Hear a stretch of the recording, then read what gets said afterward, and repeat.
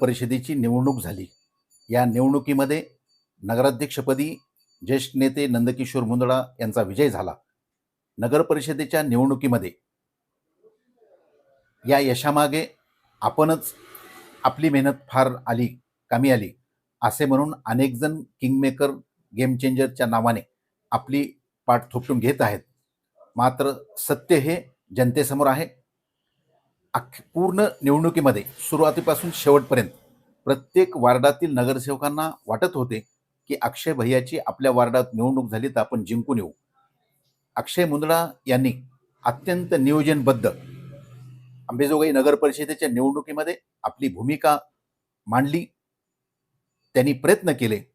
त्यांच्या प्रयत्नामध्ये त्यांनी विरोधक असणाऱ्या माजी नगराध्यक्ष मोदीवर ज्या पद्धतीनं आरोप केले, प्रश्न उपस्थित केले, त्या प्रश्नाचे उत्तर न मिळाल्यामुळे जनतेमध्ये जो मेसेज जायचा तो गेला।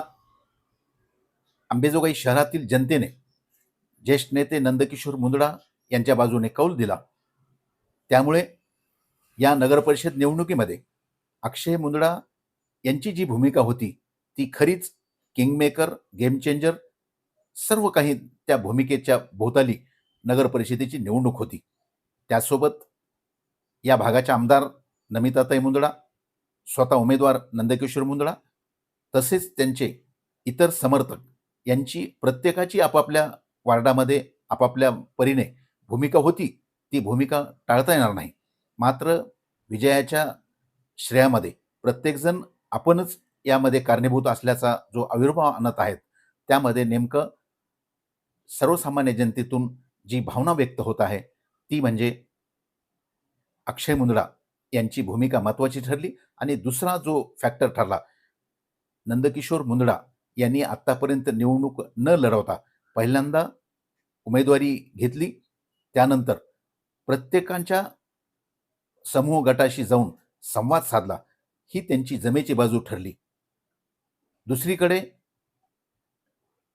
माजी नगराध्यक्ष मोदी यांच्या गटाचे 20 नगरसेवक निवडून आले, मात्र त्यांचा आणि त्यांच्या पुत्राचा पराभव झाला। या संदर्भात मात्र कुणीही श्रेय घ्यायला पुढे आलं नाही। त्याचे नेमके कारण काय? कारण अपयशाचा कुणीही मालक बनू शकत नाही। श्रेयाचं, निवडीच्या यशाचं प्रत्येकजण मालक बनतो। हीच अवस्था सध्या शहरामध्ये दिसत आहे। प्रस्तावित लातूर ते कल्याण जनकल्याण द्रुतगती महामार्ग मूळ प्रस्तावाप्रमाणे लातूर, अंबेजोगाई, केज, बीड, जामखेड, अहिल्यानगर मार्गे कल्याण हा मार्ग बीड जिल्ह्यातून राबवावा अशी मागणी केज विधानसभा मतदारसंघाच्या आमदार नमिताताई मुंदडा यांनी राज्याचे मुख्यमंत्री देवेंद्र फडणवीस यांच्याकडे एका निवेदनाद्वारे मागणी केली आहे। प्रस्तावित मार्ग बीड जिल्ह्यातून जाणार असताना काही लोकप्रतिनिधी जाणून बुजून हा मार्ग धाराशिव जिल्ह्याकडे वळवण्याचा प्रयत्न करत असल्याचा आरोप जनतेतून होत आहे। ही बाब अत्यंत दुर्दैवी, अन्यायकारक व आपल्या केज विधानसभा संघासह बीड जिल्ह्याच्या विकासावर घाला घालणारी आहे अशी ही खंत आमदार नमिताताई मुंदडा यांनी आपल्या लेखी पत्रात व्यक्त केली आहे। बीड जिल्ह्यासाठी एवढे स्पष्ट फायदे असताना केवळ राजकीय स्वार्थासाठी हा मार्ग बदलण्याचा प्रयत्न होत असल्याचा आरोप जनतेतून होत आहे। याकडे आमदार नमिताताई मुंदडा व्यतिरिक्त इतर कोणत्याही लोकप्रतिनिधीचे लक्ष का नाही असाही जनतेतून सवाल केला जात आहे। मुख्यमंत्र्याला उद्देशून दिलेल्या निवेदनात आमदार मुंदडा म्हणतात, महाराष्ट्राच्या संकलित व सर्वसमावेशक विकासाची जबाबदारी आपल्या नेतृत्वाखाली शासन समर्थपणे पार पाडत आहे। याबाबत जनतेला प्रचंड विश्वास आहे। याचेच द्योतक हिवाळी अधिवेशनात केज विधानसभा मतदारसंघातून जाणारा लातूर, अंबेजोगाई, केज, बीड, जामखेड, अहिल्यानगर मार्गे कल्याण जनकल्याण द्रुतगती हा प्रकल्प जाहीर करण्यात आला होता। राज्यातील अत्यंत महत्त्वाकांक्षी व आर्थिक विकासाला चालना देणारा लातूर ते कल्याण जनकल्याण द्रुतगती ग्रीनफील्ड राष्ट्रीय महामार्ग मूळ नियोजनानुसार बीड जिल्ह्यातून जाणार होता। हा महामार्ग बीड जिल्ह्यासाठी केवळ रस्ता नसून तो औद्योगिक प्रगती, शेतीमाल वाहतूक, रोजगार निर्मिती, गुंतवणूक दळणवळण सुलभता तसेच एकूण आर्थिक उन्नतीचा कणा ठरणार आहे.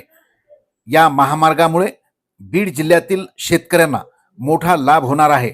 जिल्ह्यातील शेतीमाल मुंबई, पुणे, कल्याण सारख्या प्रमुख बाजारपेठेत देखील जलद व कमी खर्चात पोहोचू शकणार आहे.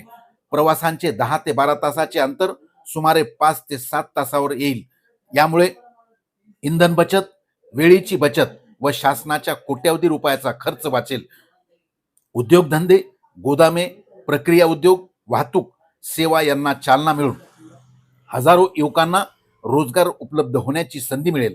त्यामुळे केज विधानसभा मतदारसंघासह बीड जिल्ह्यातील जनता या नवीन प्रकल्पाकडे मोठ्या आशेने पाहत आहे. यामुळे हा नवीन राष्ट्रीय महामार्ग बीड जिल्हा विशेष केज मतदारसंघातूनच जावा अशी ही विनंती आमदार नमिताताई मुंदडा यांनी मुख्यमंत्र्यांना उद्देशून केली आहे. एका महिला आमदार नमिताताई मुंदडा यांनी ही भूमिका घेऊन मुख्यमंत्र्यांना निवेदन दिले.